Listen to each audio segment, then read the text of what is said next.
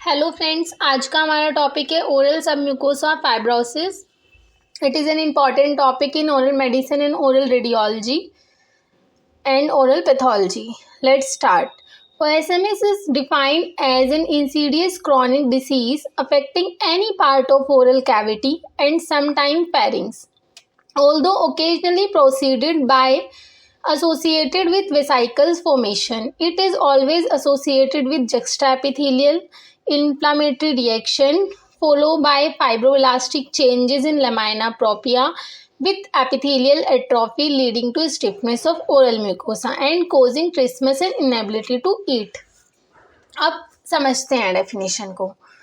तो Insidious chronic disease, इसका मतलब क्या है कि एक एक्यूट कंडीशन नहीं है, it is a chronic disease.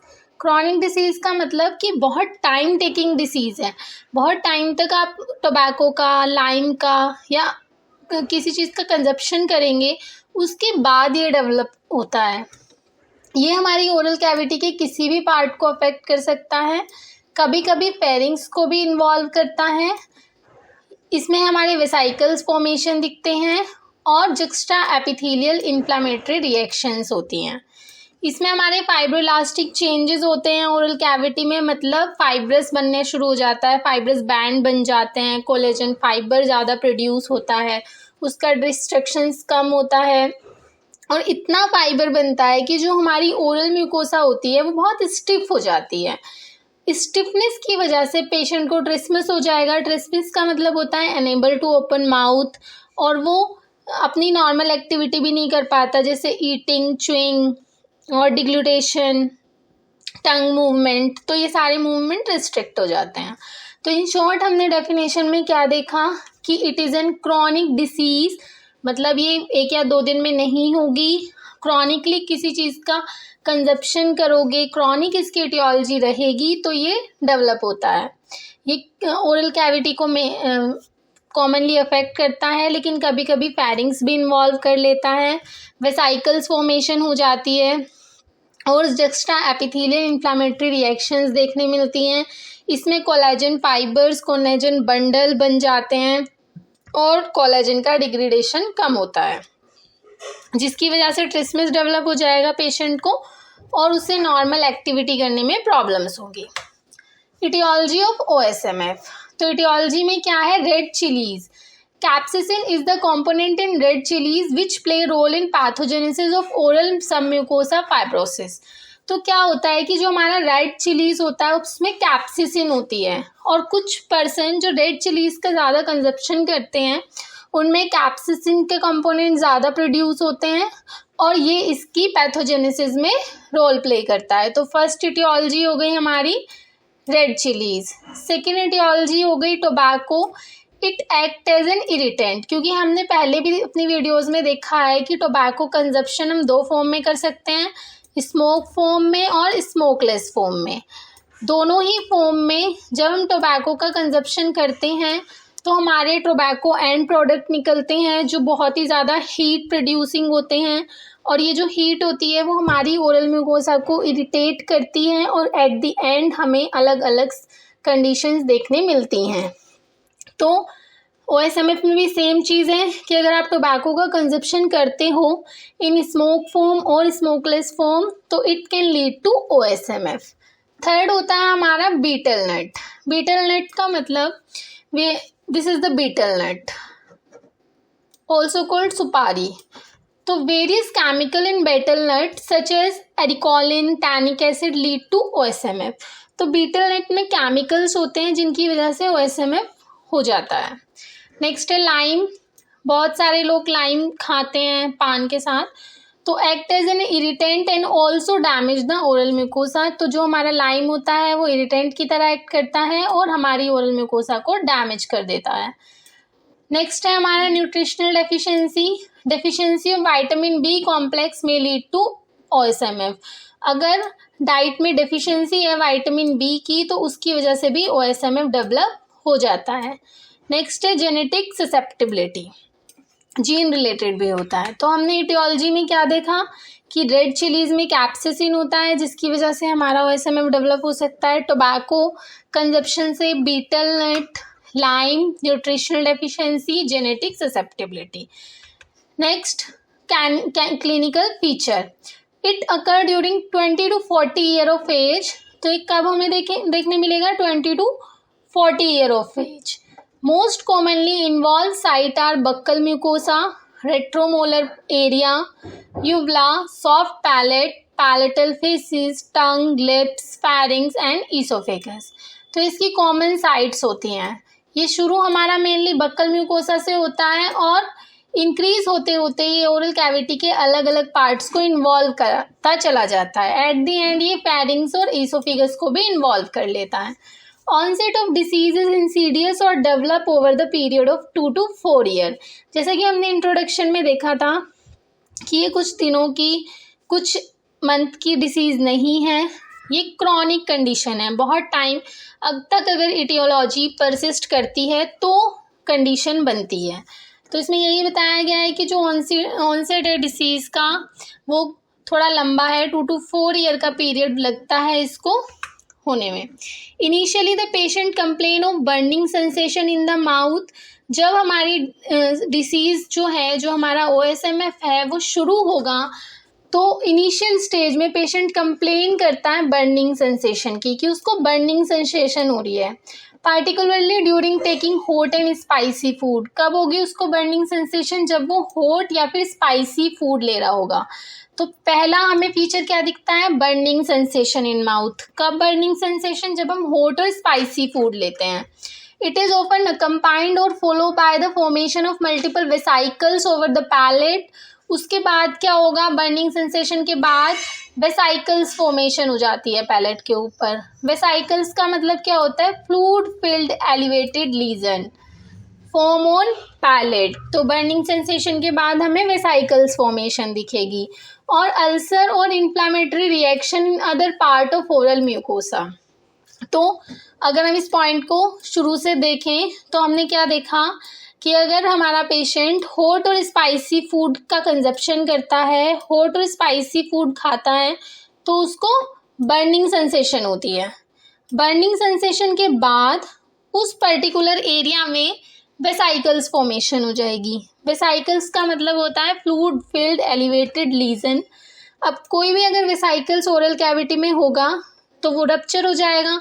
Vesicles rupture होने के बाद यहाँ पे अल्सर बन जाता है और इन्फ्लामेटरी चेंजेस दिखते हैं. Next point, they can be either excessive salivation और decrease salivation along with recurrent stomatitis. तो इसमें हमें क्या दिखेगा? हमारा सलाइवेशन बढ़ भी सकता है, मतलब एक्सेसिव सलाइवेशन भी हो सकता है और सलाइवा डिक्रीज भी हो सकता है, जिसको हम बोलते हैं जीरोस्टोमिया. तो दोनों ही कंडीशन हमें OSMF में देखने मिलती हैं. और रिकरेंट स्टोमेटाइटिस हो जाता है, मतलब बार बार अल्सर्स होते हैं. रिकरेंट स्टोमेटाइटिस को हम एप्थस अल्सर भी बोलते हैं. तो OSMF में हमें एप्थस अल्सर भी दिखते हैं. Patient also develop defective gustatory sensation. Patient को डिफेक्टिव गस्ट्रेटरी सेंसेशन भी आती हैं. In the initial phase of disease palpation of mucosa elicits a wet leathery feeling.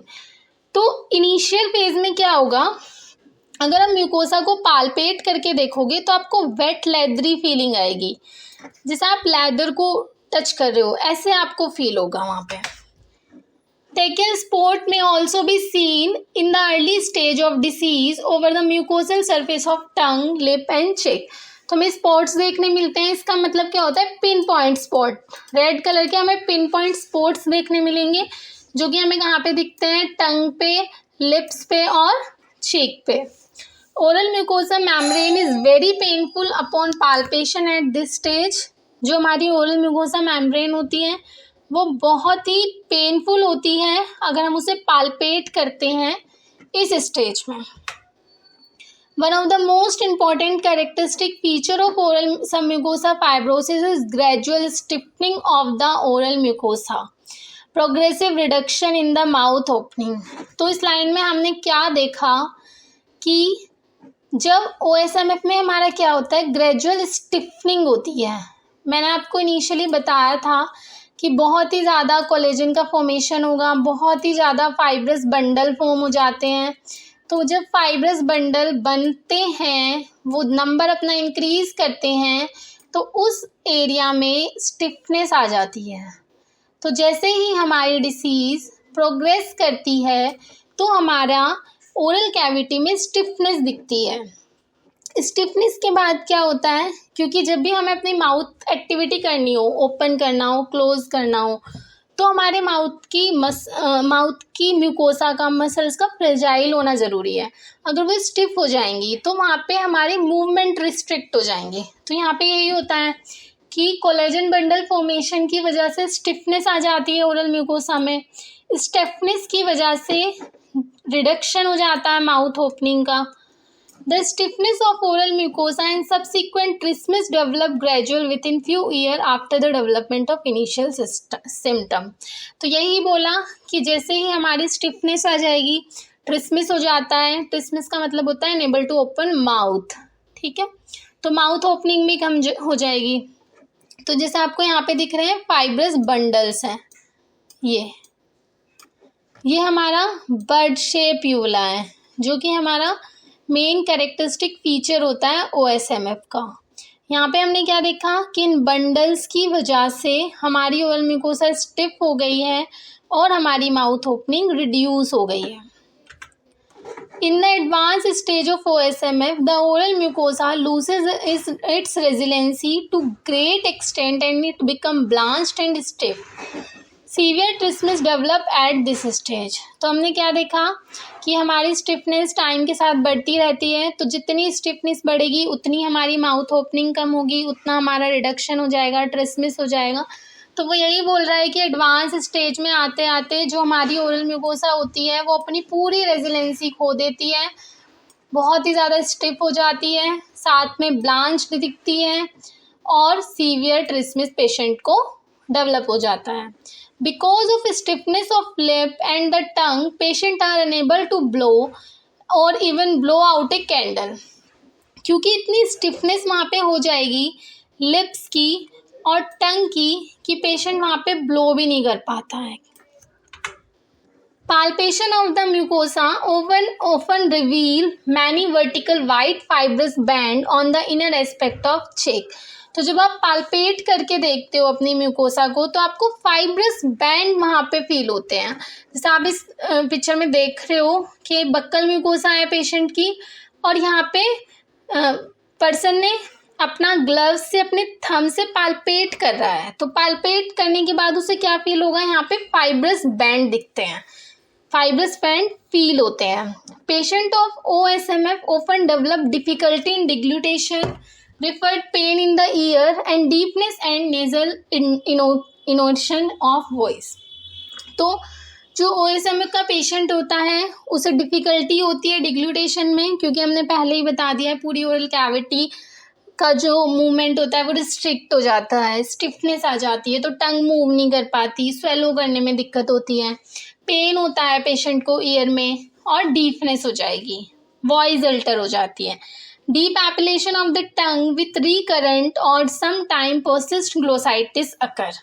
तो डीप एपिलेशन हो जाता है टंग का। डीप एपिलेशन का मतलब क्या होता है, पापिला अपसेंट। तो डीप एपिलेशन हो जाएगा टंग का। उसके अलावा रिकरेंट मतलब बार बार होती है या फिर हमेशा रहती है ग्लोसाइटिस की problem. Later on the tongue become stiff and show restrict movement. बाद में हमारी जो टंग होती है वो स्टिफ हो जाती है अदर ओरल कैविटी के स्ट्रक्चर की तरह ही, और उसका जो मूवमेंट है वो रिस्ट्रिक्ट हो जाएगा। यूवला बिकम बर्ड शेप और हॉकी स्टिक शेप और बिकम श्रंकन। तो जैसे कि मैंने अभी लास्ट स्लाइड में भी आपको बताया कि जो हमारा यूवला है वो हॉकी स्टिक शेप का होता है या फिर बर्ड शेप का होता है और वो श्रंकन हो जाता है। तो ये आपको दिख रहा है कि हॉकी स्टिक और बर्ड शेप यूवला। नेक्स्ट है हमारा ट्रीटमेंट। हमने डायग्नोसिस मेंशन नहीं किया क्योंकि वी ऑलरेडी नो कि OSMF का जो डायग्नोसिस है वो उसके क्लिनिकल फीचर के ऊपर बेस्ड होता है। आप पेशेंट की बर्निंग सेंसेशन, फाइब्रस बैंड, उसकी हॉकी स्टिक, यूवला, ये सब देख के डायग्नोज कर सकते हो कि it is a case of OSMF। तो come to treatment of OSMF। Stop the areca nut and tobacco chewing strictly. तो जो भी इटियोलॉजी है, ट्रीटमेंट में हमारा पहला पॉइंट यही होता है कि हमें इटियोलॉजी रिमूव करनी चाहिए। तो जो भी पर्सन की इटियोलॉजी है, आइदर अरिका नट, टोबैको, लाइम, जो भी इटियोलॉजी है, हम उसको पहले रिमूव करेंगे। तो stop the areca nut and tobacco chewing strictly. Second होता है हमारा supportive treatment. Diet rich with the vitamin along with iron preparation should be given to the patient. तो पर्सन को हमें ऐसी डाइट देनी है जो हमारी विटामिन और आयरन से रिच हो। Intramuscular injection of iodine B complex is given to the patient. हम आयोडीन बी कॉम्प्लेक्स के इंट्रामस्कुलर इंजेक्शन देंगे पेशेंट को। During early phase low dose are given and the later on high dose are effective. तो अगर early stage चल रही है तो हम आयोडीन बी कॉम्प्लेक्स की इंजेक्शन की डोज कम देंगे, और अगर स्टेज ज़्यादा है, लेटर स्टेज में है, तो हम डोज बढ़ा देंगे। Local injection of hydrocortisone in the lesional area is of value. तो जो भी हमारा लीजनल एरिया है, फॉर एग्जांपल अगर हमारा बक्कल म्यूकोसा पे OSMF दिख रहा है, तो हम उस एरिया में इंजेक्शन लगाएंगे हाइड्रोकॉर्टिसोन का।